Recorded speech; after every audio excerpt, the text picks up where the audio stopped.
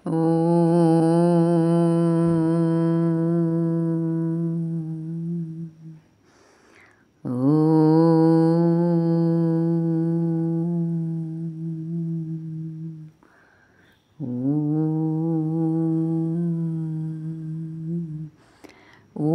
सहनाववतु सहनौ भुनक्तु सह वीर्यं करवावहै तेजस्विनावधीतमस्तु मा विद्विषावहै।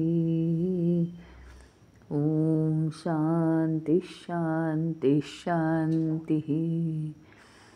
अखण्डमण्डलाकारं व्याप्तं येन चराचरं तत्पदं दर्शितं येन तस्मै श्रीगुरवे नमः।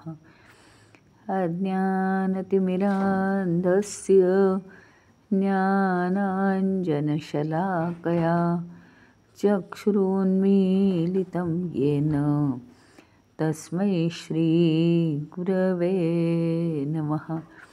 गुरुर्ब्रह्मा गुरुर्विष्णु गुरुर्देवो महेश्वरः गुरुरेव परब्रह्म तस्मै श्रीगुरवे नमः।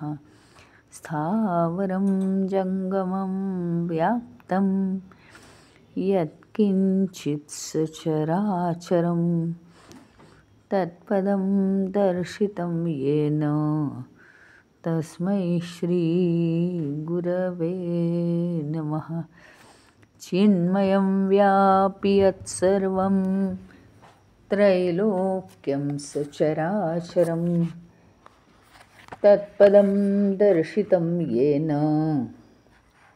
तस्मै श्रीगुरवे नमः। त्वमेव माता च पिता त्वमेव बन्धुश्च सखा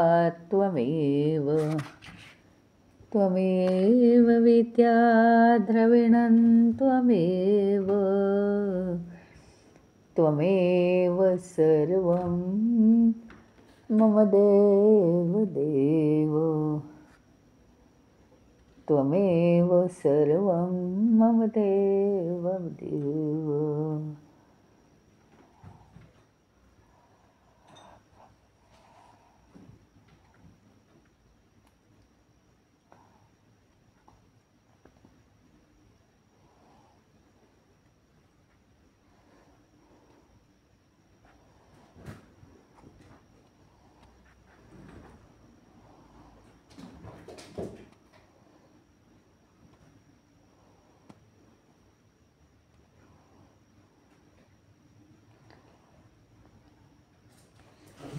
आपण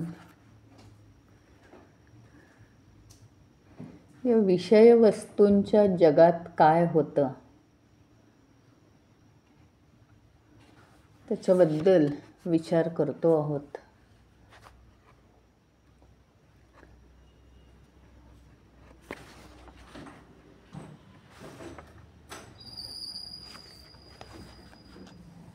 आपल्या या जगाशी अप्रोच कसा असायला हवा,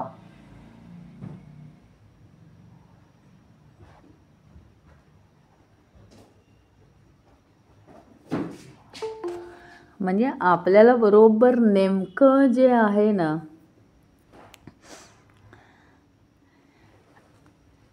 विषय वस्तू आहेत त्याच ठिकाणी आहेत। आपण हे बघितलं की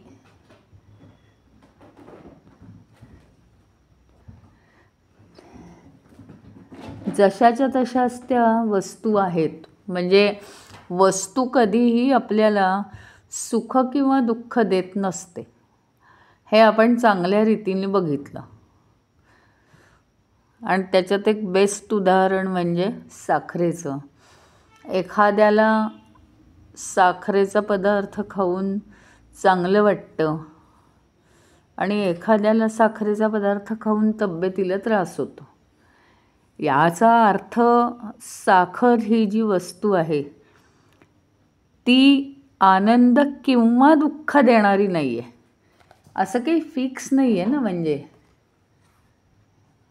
आनंद देते ती वस्तू किंवा दुःख देते असं फिक्स नाही. जगात कोणतीही वस्तू अशी नाही आहे की ती आनंद देते दुःख देते. वस्तू ही वस्तू आहे, कारण वस्तू ही जडपदार्थ आहे. ती वस्तू सजीवाप्रमाणे आनंद देऊ शकेल कशी,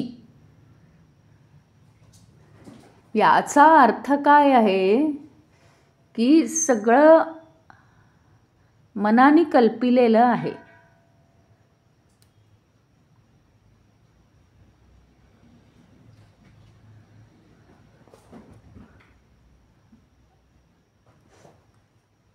मनाने कल्पिलेलं आहे की आता मी एक गोष्ट घेणार आहे, ती मला आनंद देईल असं मन म्हणतं. आणि आनंद ही संकल्पना त्या वस्तूला जोडली जाते, म्हणून ती वस्तू मला आनंद देते. त्याचप्रमाणे एखादी गोष्ट मला त्रास देणार आहे असं जेव्हा आपण म्हणतो, त्यावेळी मनातली त्रास ही संकल्पना त्या वस्तूला जोडली जाते.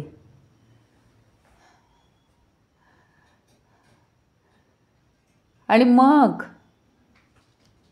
ती वस्तू आपल्याला त्रास देते.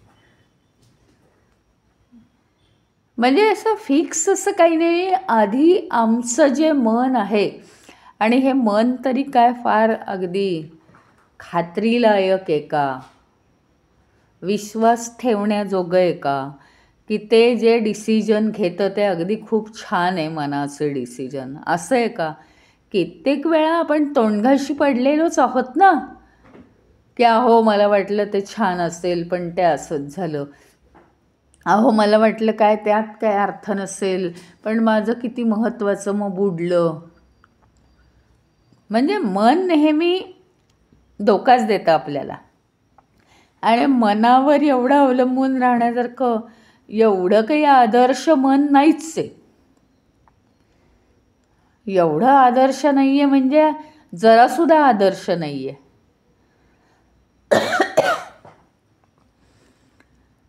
प्रत्येक गोष्टीची कल्पना मन काहीतरी करतं, त्यातल्या एकाही गोष्टीत अर्थ नाही आहे आणि कल्पना करण्याची गरज नाही आहे.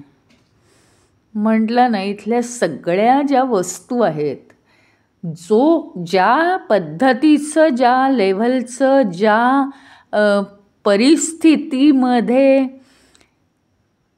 ज्या सगळ्या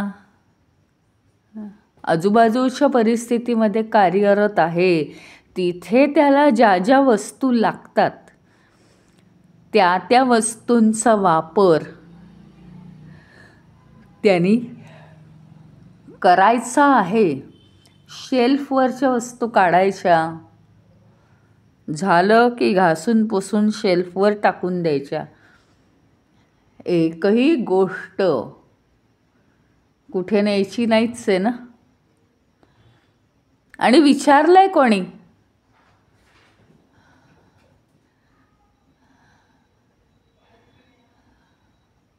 चहाचं पातेलं कधी भाजी करायला वापरत नाही ना आपण. त्याची ती उपयुक्तता आहे ना कढईची भाजीसाठी. तसं कढईत चहा कधी करत नाही. मनाने काय वाटेल तो विचार केला तरी तसं होणार नाही ना. असं काही म्हणू शकत नाही आपण की मला कढई आवडते आणि चहाचं भांडं नाही आवडत. आवडायचं आणि न आवडायचं संबंधच नाही आहे तिथे. चांगलं आणि वाईट असण्याचा संबंधच नाही आहे. कुठल्याही जगामधल्या कुठल्याही आपल्या संपर्कात येणाऱ्या वस्तू आणि व्यक्ती या आवडायचा न आवडायचा संबंध येत नाही.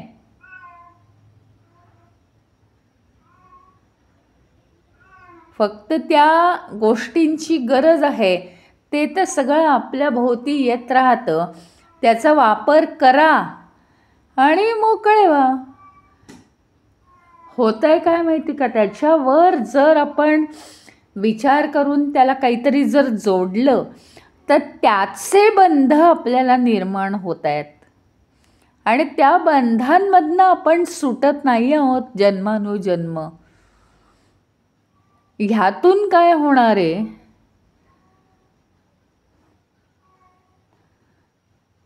थोडंसं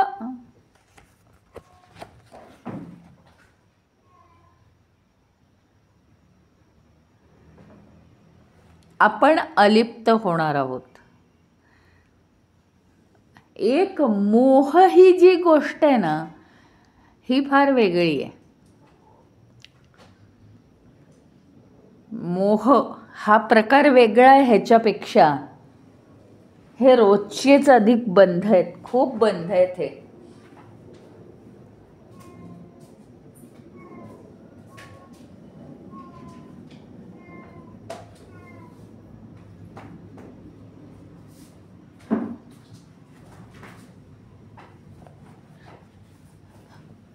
मोह म्हणजे काय,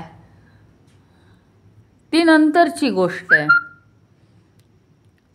आपल्याला ही बेसिकली सवय लागली आहे. हे चांगलं ते वाईट, हे उपयोगाचं ते कमी उपयोगाचं, हे मला हवं ते मला नको. त्या त्या वापरासाठी ते ते हवंच आहे, ते वापरणं आणि सोडून देणं.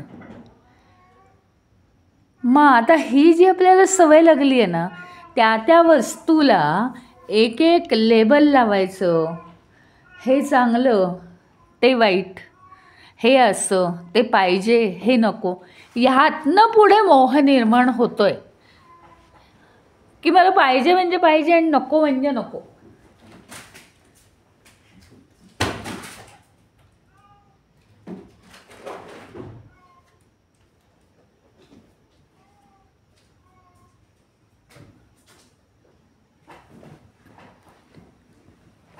मोहाची गोष्ट नंतरची आहे. आपल्या लक्षात आल्यानंतर प्रत्येक गोष्टीबद्दल आता विचार करणं सोडून दिलं पाहिजे. म्हणजे काय, काय जरुरी आहे, खूप साधं सिंपल आहे. काय आहे की काय पाहिजे, हो. मग काय होईल माहिती का, आवश्यकतेपुरतं सगळं होईल. हा जो संसार आहे, अध्यात्म संसारी माणसाला कधी संन्यास शिकवत नाही. संन्यास याचा अर्थ खूप वेगळ्या पद्धतीने शिकवला जातो आपल्याला. संन्यास म्हणजे मोहाच्या विचारांपासून दूर राहणं. मोहाचे विचार कुठे चालू होतात, काय आहे, हे फूल आहे, हा टी व्ही आहे, हा मोबाईल आहे, बस. हा मोबाईल आहे, ह्याच्यात खूप छान फोटो निघतात, क्वालिटी छान आहे, ह्याची क्वालिटी खराब आहे, माझा मोबाईल जुना झाला. हे जे विचार आहेत हे मोह निर्माण करतील, कमी जास्त मोह निर्माण करतील. ते वस्तू या विश्वामध्ये आपल्याला आजूबाजूला आपल्या वापरासाठी आहेत. त्याच्यावर जर आपण चांगला वाईट विचार केला नाही तर कितीही वस्तू वापरल्या, आता रोज आपल्याला जे काही आहे, ऑफिस आहे, एखादं ऑफिस, फाईल्स आहेत, पेन आहेत, पेपर आहेत, तिथे सगळी स्टेशनरी वापरली जाते खूप. म्हणून काय ते स्टेशनरीचा कोणाला मोह नाही झालेला. स्वयंपाकघर आहे, स्वयंपाकघरात काय काय लागतं आपल्याला, हात पुसायला फडकी लागतात, इथपासनं भांडी लागतात, वेगवेगळ्या प्रकारची भांडी लागतात. मग काय ती परत आपण वापरतो आहे आणि शेल्फवर ठेवून देतो आहे, ह्याचा अर्थ काय? त्याचा काही मोह नाही झालेला आम्हाला. आपल्या जीवनामध्ये आपण कशाचा मोह नाही करत आहोत ते आपण आता शिकायला पाहिजे. मग तसाच प्रत्येक वस्तू आहे, व्यक्ती आहे. माझ्या आजूबाजूला ज्या ज्या व्यक्ती आहेत त्या व्यक्तींच्या जीवनाला मी आणि माझ्या जीवनाला त्या सगळ्या व्यक्ती या पूरक आहेत. चांगलं आणि वाईट इथे प्रश्नच येतो कसा? अजिबातच प्रश्न येत नाही आहे चांगलं आणि वाईटाचा. काहीही संबंध नाही आहे. ते चांगलं वाईट, यश अपयश, मी उच्च दुसरा नीच, हे जे भाव आहेत ना, ह्याच्यामुळे सगळे बंध आहेत आणि ह्याच्यामुळे सगळा मोह आहे. काहीही कंपॅरिझन किंवा काहीही कॉम्पिटिशन कशातच असू शकत नाही. जे आहे जसं आहे तसं ते आहे, बाकी काही नाही आहे त्याच्यात, वेगळं असं काहीच नाही. त्याच्यामुळे आपण आहे ना, अशी आपल्याला आता सवय लागून घेतली पाहिजे.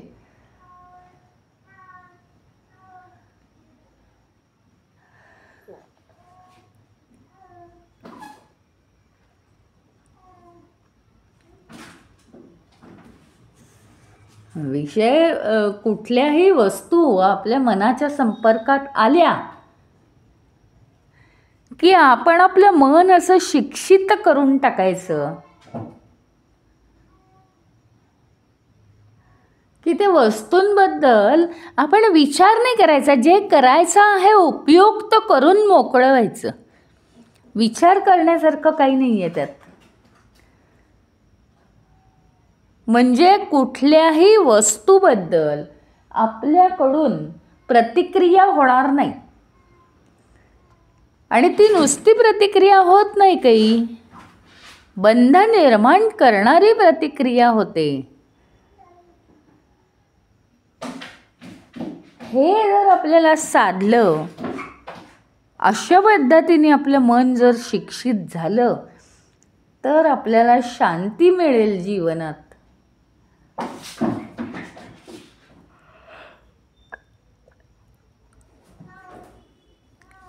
कुठल्याही गोष्टीबद्दलची भोग घेण्याची जी आपली पद्धत आहे ती निघून जाईल. बस फक्त उपयोग त्याचा करून घ्यायचा आहे, फक्त उपयोग, आणि ठेवून द्यायचं आहे बाजूला. त्याचं कारण आहे, शेवटी हे सगळं इथंच ठेवायचं आहे. मग मी आणि माझं कुठपर्यंत करणार असेपर्यंत. त्याच्यापेक्षा आत्ताच अशी सवय लावायची की वापरायचं आणि बाजूला ठेवून द्यायचं.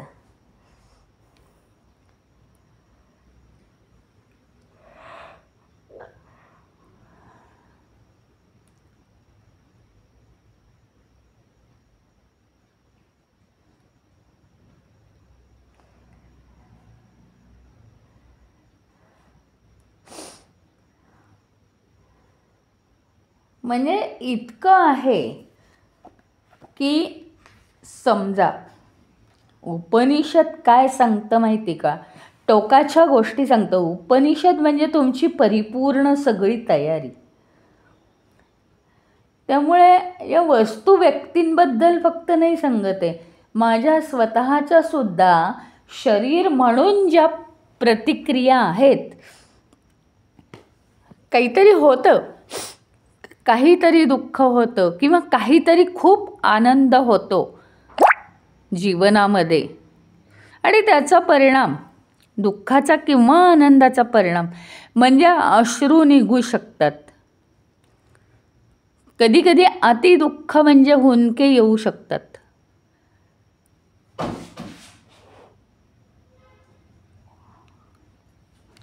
मग आता हे जे अश्रू किंवा हुंदके आहेत,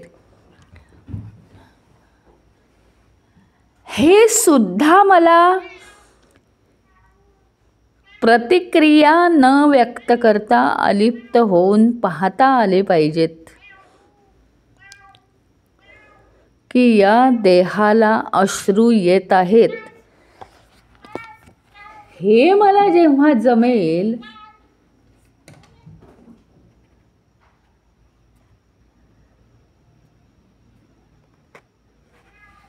त्यावेळी खरं आपण शिकलेलो असू.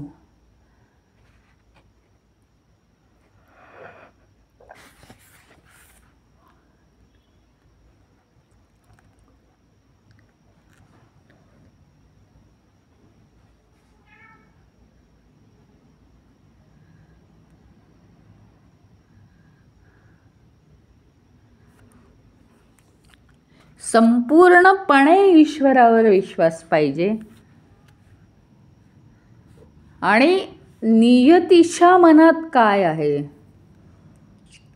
ईश्वराची आपल्यावर काय कृपा आहे, धर्म काय म्हणतो आहे, याच्यावर आपलं लक्ष केंद्रित पाहिजे सतत.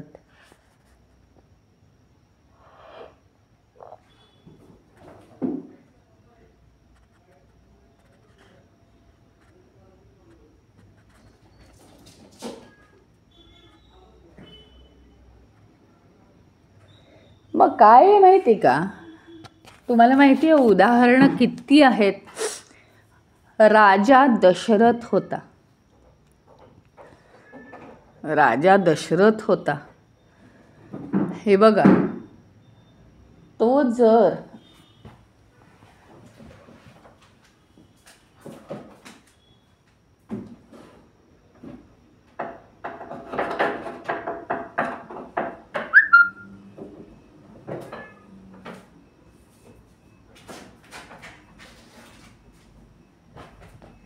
राजा दशरथ जर दुःखाने वेडा झाला असता, म्हणजे त्याला मुलं नाही आहेत असा जर तो वेडा झाला असता, किती वर्ष, म्हणजे दशरथ राजा 60 वर्षाचा झाल्यानंतर त्यांनी तो यज्ञ केला पुत्रकामेष्ठी, आणि त्याला मुलं झालेली आहेत. पण उपासना किंवा धर्म जाणणं, आता तो जर वेडा झाला असता तर मुलं पण संतती पण तशीच झाली असती. काय संयम आहे त्याच्या ठिकाणी. आणि तरीसुद्धा इतकं जरी सगळं असेल, मनुष्याचा देह म्हणजे त्याला हे मान्यच आहे की थोडंसं दुःख असणार, हे असणार, पण शेवटपर्यंत एवढं दुःख असूनही राज्यकारभार करताना तो कसा होता. म्हणजे आपल्या सर्वसामान्य लोकांचं काय होतं माहिती का, हा लोभ, क्रोध, आसक्ती याच्यामुळे ना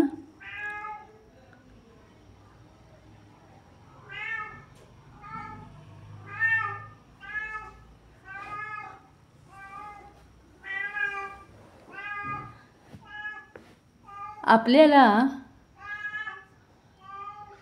आपल्या बुद्धीवर परिणाम होतो.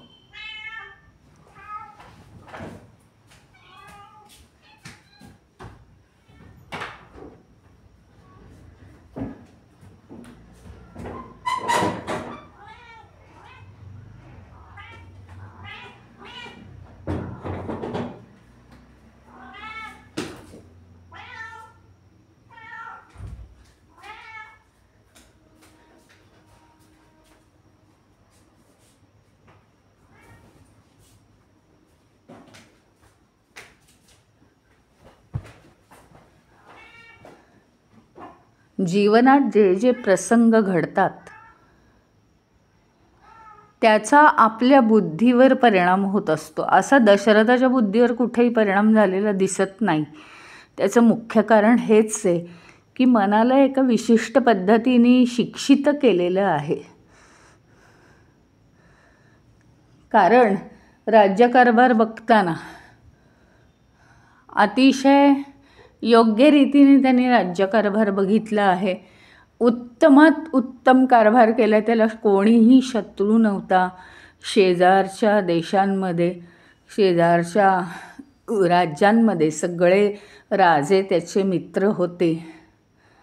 इतकं एक आदर्श व्यक्तिमत्व आहे दशरथ राजा. पण त्याच्या पर्सनल जीवनात बघितलं तर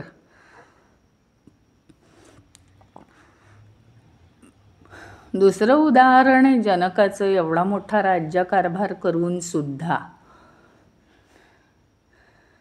एवढा मोठा राज्यकारभार केला आणि तरीसुद्धा तो विदेही अवस्थेत राहिला. देहाचं भान नाही असं संपूर्णपणे उपासना करून सगळं आयुष्य तो जगला. उलट होतं, माहिती आहे, उलट होतं. मनाचा कारभार तिथे नसतोच. संपूर्णपणे माझ्याद्वारे, माझ्या मन बुद्धी देहाद्वारे ईश्वरच वाटचाल करेल असं ईश्वरावर पूर्ण विश्वास ठेवायला लागतो.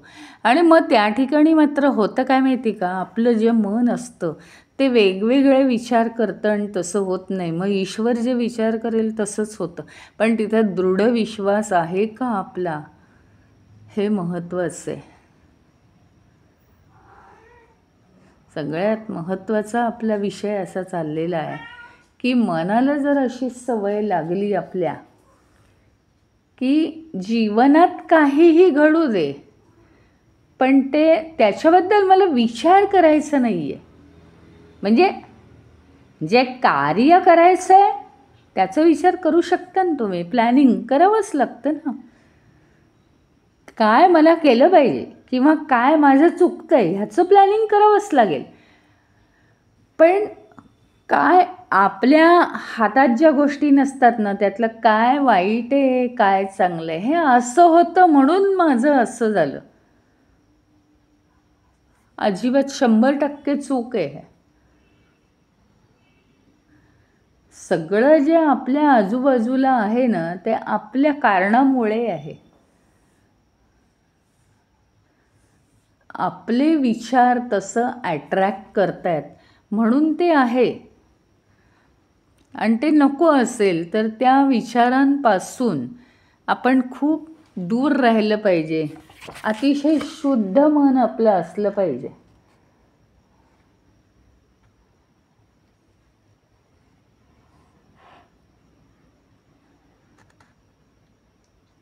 आपल्याला काय करायचं आहे, धर्मपालन. धर्मपालन म्हणजे काय, माझा धर्म एकच आहे.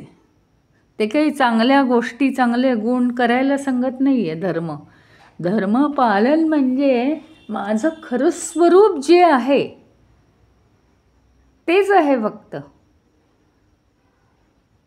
ते होऊन मला राहायचं आहे, शरीर होऊन मला राहायचंच नाही आहे.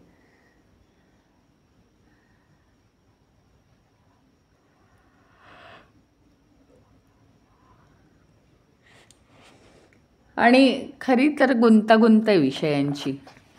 म्हणजे ज्यावेळी, आणि हे जर क्लिअर झालं ना आपल्याला तर खूप सोपं होतं आयुष्य.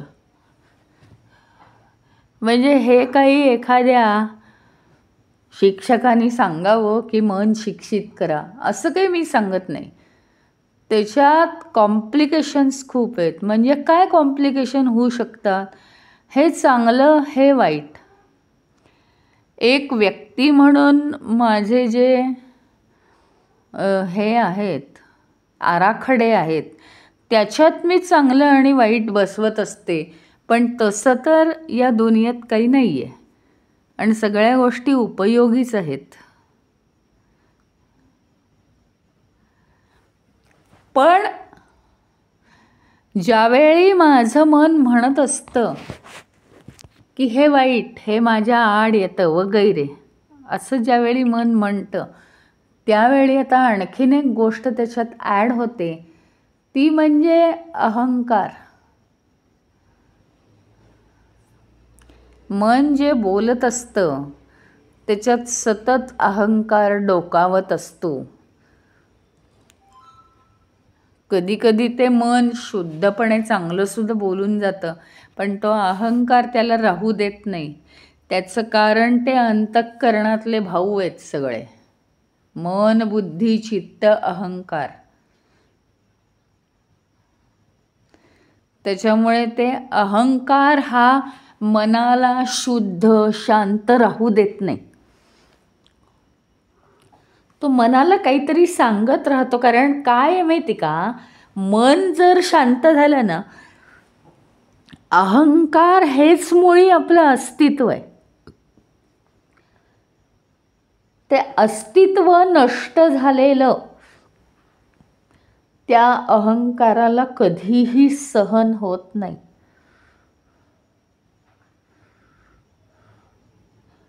असा गोंधळ आहे.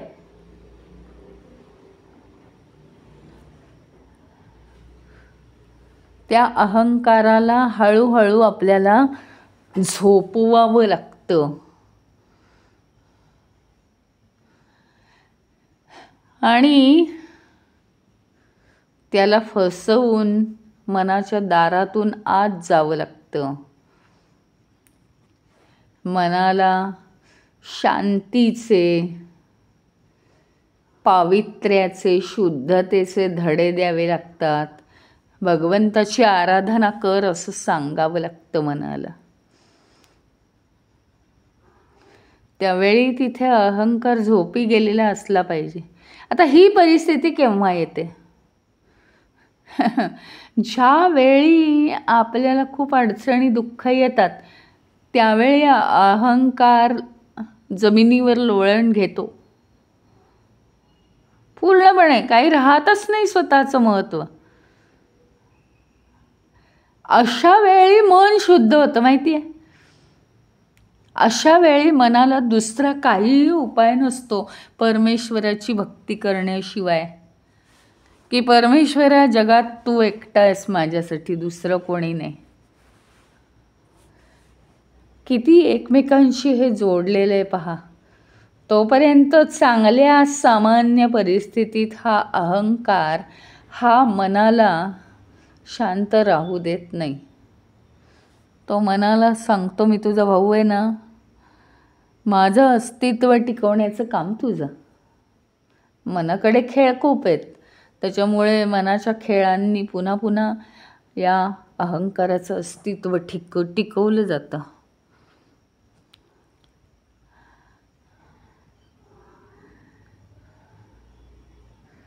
आपण काय करायचे, प्रत्येक गोष्टीचा विचार चांगला वाईट, चांगला वाईट हा करत राहायचा नाही आहे. सगळ्या गोष्टी तिथेच सोडून द्यायच्या आहेत.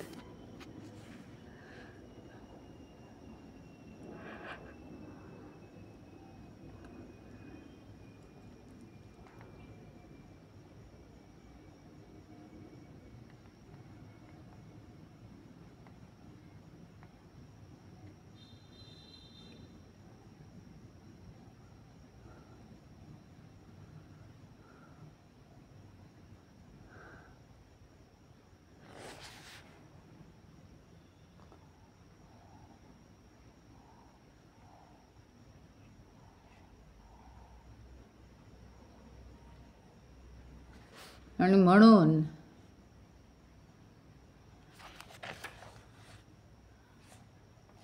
आपल्याला सतत मनाला वळण लावायचं. सतत काय वळण लावायचं आहे? वळण म्हणजे काय? अलिप्त राहण्याचं वळण. मनाचे विषयच नाही आहेत वस्तूंबद्दल किंवा व्यक्तींबद्दल. मनाचे विषय नाही. मनाचं फक्त काय आहे माहिती का, आपण सांभाळून राहायचं. आणि ते सुद्धा बुद्धिविवेक करतेच आहे ना. की या व्यक्तीपासून आपण सांभाळून राहू. बाकी फार विचार करण्यासारखं काही नाही आहे. बाकीचं या जगात ॲटोमॅटिक होत राहतं.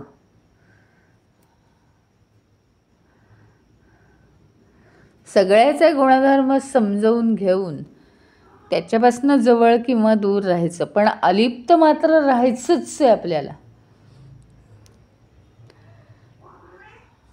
आणि म्हणून काय आहे माहिती का, संन्यासाचे नियम सांगितलेले आहेत. संन्याशी जर असेल ना तो, तर 1 तासापेक्षा एका गावात जास्त राहू नये. याचा अर्थच तो आहे ना, मनामध्ये एक विचार 2 ते 3 मिनिटांपेक्षा जास्त राहू नये. बाकीचं उद्या बघू असं पाहिजे आपलं.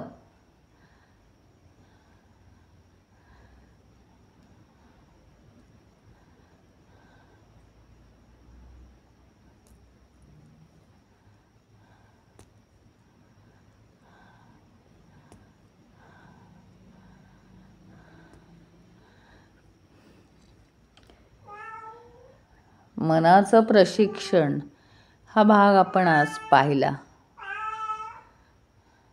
थांबूया इथे.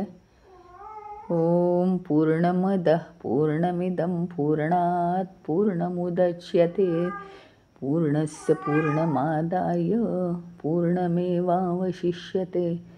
ओम शांती शांती शांती. हरि ओम. श्री गुरुभ्यो नमः. हरि ओम.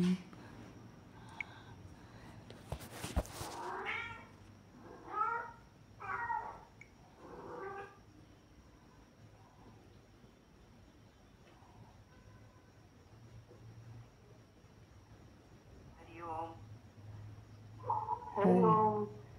हरि ओम. हरि ओम. हरि ओम. हरि ओम. हरि ओम.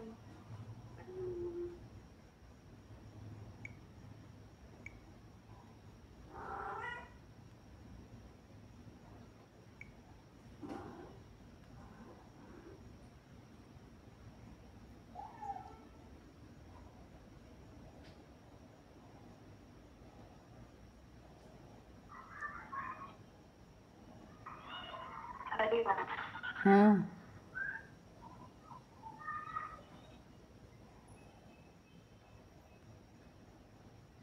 मनाचं प्रशिक्षण चांगलंच अवघड आहे. मनाचं प्रशिक्षण म्हटलं जमणं अवघड आहे. म्हणजे आपण एखादी गोष्ट असं म्हणू शकतो की दुर्लक्ष करू शकतो, म्हणजे त्याच्या जास्ती महत्व न देता इतपत करू शकतो, पण माहित नाही कसं जमेल ते. हो.